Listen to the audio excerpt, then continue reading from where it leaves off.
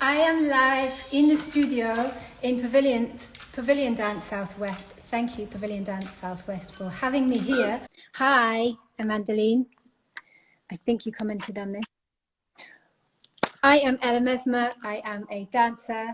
I started in breaking and in Latin dances and love yoga as well. I'm also a yoga teacher. I love contemporary dance and I'm a coach, and I run a yoga project called Business Yoga, which is all about bringing wellness to the workplace and reducing stress, letting go of the stress so that we can create in a happier, more well place. And this is Rory. Rory, who are you?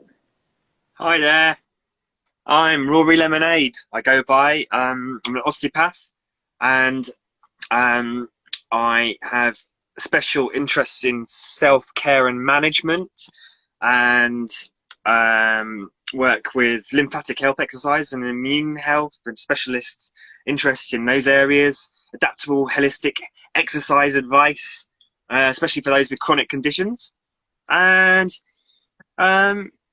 yeah, love all that That's sort of you. stuff. Awesome. And we are here today. So these are our Tuesday Tiny Talks. We're here every other Tuesday talking what is health, health in the making. Today's topic, one of my favorites, is what is stress. So let's start with Rory. Have you ever been stressed? Yes, a few times, I think.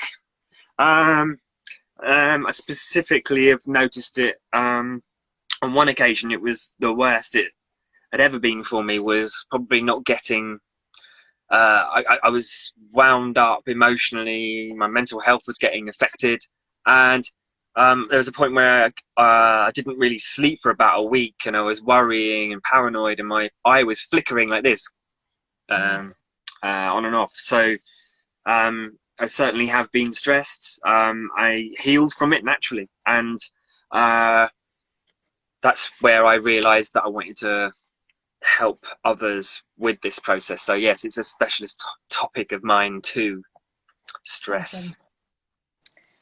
I would say, I definitely experience stress. I think we all experience little traumas, little small traumas on a regular basis. I had one today in the studio. But my kind of, the one that really sticks out for me was when I moved to London to go to dance school, and I hadn't made enough money to actually pay for dance school yet. So I was working to pay for dance school whilst at dance school, as well as, all the normal things like paying rent and trying to live. I was also trying to make a lot of money. And I basically I stopped listening to my body. I was working so hard. I was by day at dance school, by night teaching a lot of Latin dance and other things. On the weekends, I would travel, sometimes even abroad, to go and work. And basically, I had a massive burnout. It was like, the kind of four things of measures of stress is like, cognitive, how much we process things. And I was suddenly not able to remember my dance, the combinations that I was supposed to learn at school. I was super emotional, like kind of going through depressions. Like physically, my dancing went down. I was really aching. I felt like I wasn't recovering. Hello, Melody. Nice to see you here. And then, yeah, I was also, like, you could tell by my behavior, that I just wasn't really functioning well anymore. So I was very lucky to get offered a job. So I decided I had to defer. I had to take a year out. I had to take some time out. Hello. And what I did was I got offered this job in Turkey dancing.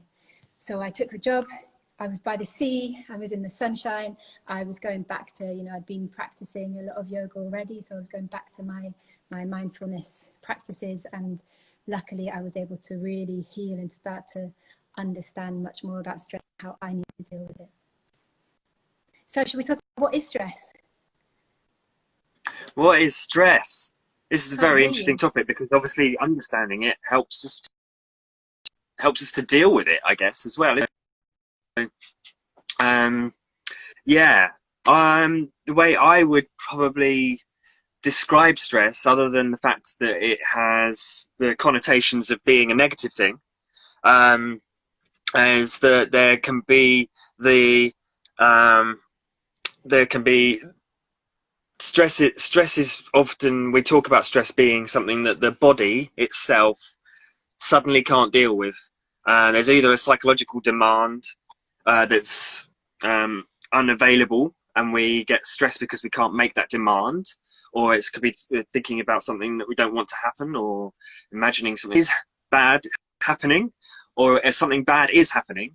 But there's also this structural element of what stress how that can affect us. Like that often we as osteopaths see a lot of people come in and say, I don't know why, but I suddenly my back went, or something like that. Whereas and it's often an accumulation of many things, and then suddenly there's an adaptability situation where the body can't necessarily handle that moment, and the tissues get strained, or so there's this physical overstraining, and then there's a psychological sort of overstraining, which happens probably more ongoing for us in this modern world. So it's more of, there's the two things. There's like something that happens in the moment, or there's something that goes on underlying that we don't realize is affecting us so much. So to me that is kind of how to divide out and separate down into understanding stress as it is. But we often talk about the psychological element, which is about down to perception about what's bad or good for us, I guess, or deadlines, things like that. But there's the momentary, and then there's the accumulation. Yeah, awesome. I wanted to talk a little bit about fight or flight mode as well. So as many of you know, we have fight, we have flight, and we have freeze. And this is kind of really to do with evolution, that back in the day when we were running from the lions, we needed to have those kind of ways of coping. So our body pumps lots of chemicals through it and we get ready to run. Or it might also be that it kind of turn around and you fight your opponent. Or you can also play dead, that we see that in nature, that it can actually work as a technique. So we have these three kind of ways of coping, and that in our modern world, we might be working at our desk and a deadline comes in and the same chemical reaction happens. So our body gets ready to run or to fight, but actually in a dance studio, maybe it works in a different way.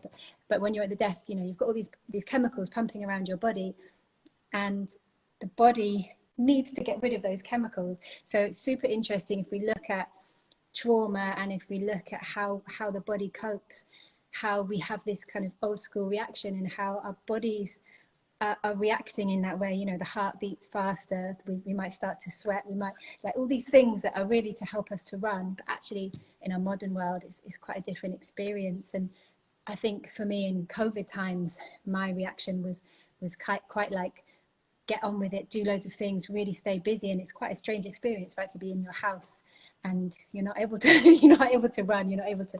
So yeah, I think it's really important to look at how these little traumas, these little things happen to us all the time, and that we're constantly needing to find these ways to bring ourselves back to calm. Hello, welcome. Yeah. Ambigraph, waving at you. Rory, should we talk a bit about the chemicals? What are those chemicals that pump around the body? Yeah. So what's interesting about it is there's a range of hormones that get created when we believe or we feel that we are under stress, or even that these same chemicals occur when we are enjoying ourselves as well. So there's a whole range of them. It's not just adrenaline and cortisol, but there's norepinephrine and epinephrine and these neurotransmitters as well that interact with those processes. So it's only the thing that, if we've got more serotonin in our system and the adrenaline, then that is more of a good feeling. So, the serotonin would be happening because we are enjoying ourselves and we have the adrenaline at the same time. So there's all these chemicals going on in the system, and it can be our perception of whether it's good or bad happening that actually makes that feeling feel negative or positive. They're the same chemicals. But the other thing is, I like to bring on the thoughts about the analogy of Pac-Man. So Pac-Man goes around the maze trying to eat up all the dots, and it's a similar process to the adrenaline and the cortisol. It comes in, and we're only meant to really feel that for about 15 minutes at a time if we're feeling threatened. So again, we can manage the adrenaline and cortisol if we're enjoying ourselves, but it doesn't go down quickly, and it takes our body time to eat these processes, eat these hormones back up again and reconvert them away. So you have to remember that that might be a thing that happens when we keep getting spikes of it and we don't rest again. And that's another thing. There are chemicals there for rest and digest too. So these are things that kick in more slowly and then can cut off quickly, so we can deal with threat. So yeah, there's interesting stuff going on in the body, obviously. And it'd be really cool to talk more about that at some point as well, because it feels like there's so much we can dive into with these topics. Yes. Talked about negative and positive, which, you know, I think it's super interesting how we talk a lot about distress and we talk a lot about stress as a negative, but can stress be positive? I learned this word this year that I love, which is dysphoria, which obviously is the opposite of euphoria. And I love that idea of like dysphoric stress and euphoric stress. So how can we, for example, set a goal on something, deal with the tension rather than, you know, how do you cope with the stress? Like maybe you might do things like drink alcohol or smoke cigarettes, or, you know, we've got all these kind of strange ways that we deal with stress, but how can you just use that stress and focus on what it is that you really want to create? So for example, I'm making this dance piece, this silks piece at the moment, and it can make me really stressed, but how can I, rather than that, use it to kind of focus on what it is that makes me really excited about this? How can I stay connected to the thing that I'm euphoric about, the amazing end result that I'm going to create, and rather than let the stress kind of interfere with that creation? Which is certainly possible, yeah. Yeah. In you know, can't say it for everyone, but if you it's possible to understand those processes and catch yourself before you go down a rabbit hole of more stress. It might be that there's, like you said, when you're doing these things to handle the stress, like the chemicals that you put into the body, they actually might be then making things less adaptable for you, because that's more stuff that the immune system's got to clear out. So when your immune system's jam-packed of stuff, getting stuff done, then that potentially means that the stress becomes and feels more negative too, potentially. And then that's where chronic stress can either turn into potentially open up into more sort of mental health issues, or bodily, structural bodily issues, or both at the same time, you know. And one of them pokes out and we go, there's something not right here. I'm either mentally not feeling too good, or I'm physically not feeling too good. And that's all that sort of accumulation that grey area of uncertainty that's not really dealt with in medical industry, which is all the stuff that I'm very interested about. So yeah, all the good stuff, all the important stuff. And that's why I think both of our work is all about how can we empower people to work with these things? How can we empower people to know what it is to do, and to just recognize and be able to go, okay, this is a practice that I need to do. So there's one thought on that actually, and one of them is information and understanding. Just like if you knew that smoking was bad for you, or what it was doing for you, you'd realize yourself that it's bad for you and then change, rather than necessarily being told that it's bad for you, and then you feel bad and you don't want to do it. But you know, information, you know, so for instance, there was a study done on stress that was about the mortality rates and beliefs about stress, which is really interesting, because so for instance, those that believe stress was bad for them, that had less high-ranking amounts of stress across their life, they had higher mortality rates than those that believed stress was good for them and had higher ranking events of stress in their life. So wow, and that comes down to that nocebo thing that we will talk about again later. But nocebo is where if you think something bad is happening, or you don't think something is good for you, will have a negative effect on your body. So it's really important to remember that, and then catch yourself and bring back positivity. And yeah, exactly like you said, grab hold of that feeling and go, I'm not dying right now. I can turn that into something exciting and actually realize that it's a fun, exciting feeling, like I've just been on a roller coaster.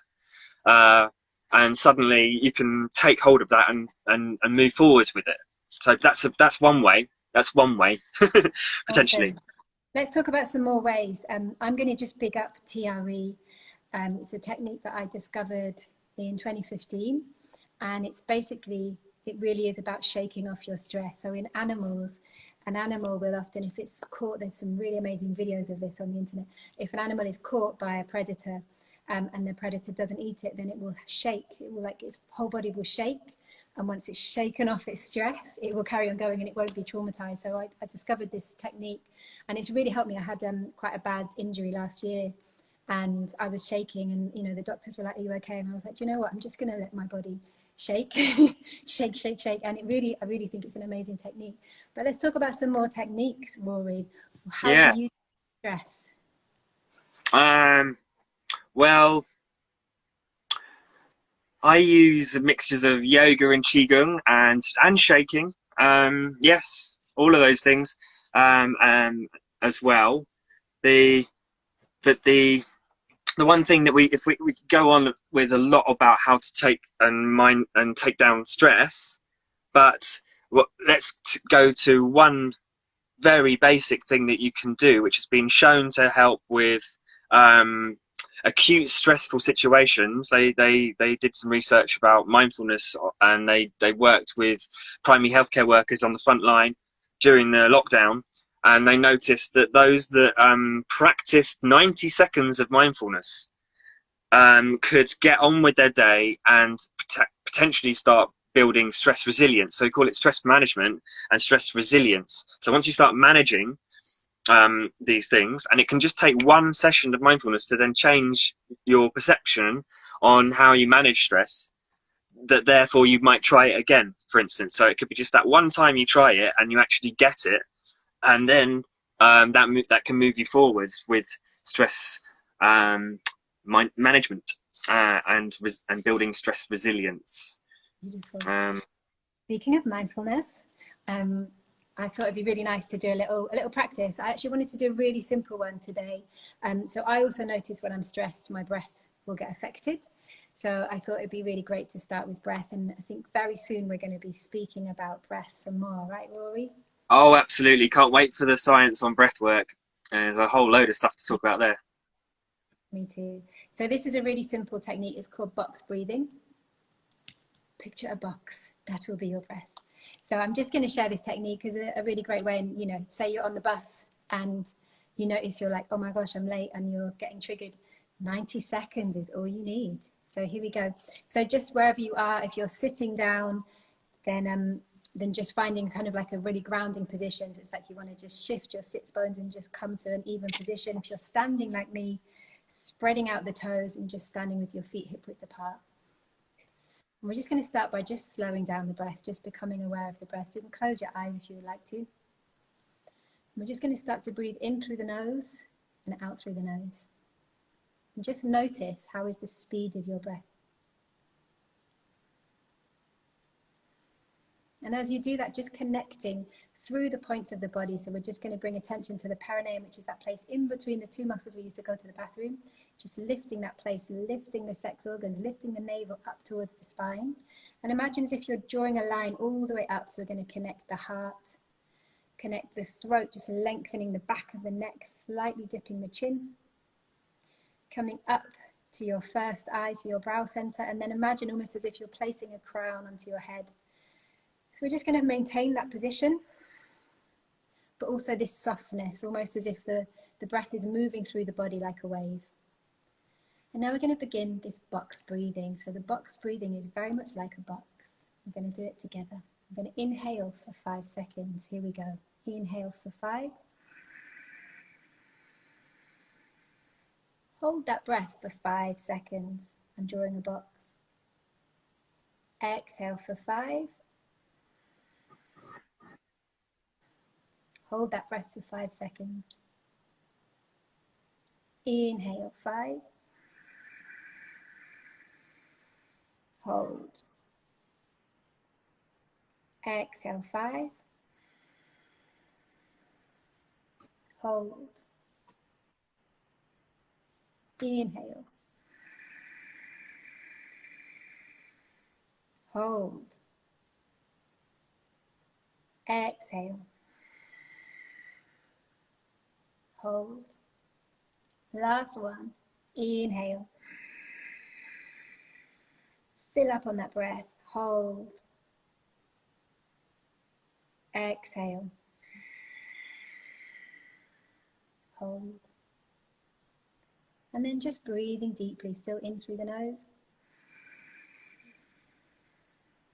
Out through the nose, just scanning through the body, noticing how the body feels.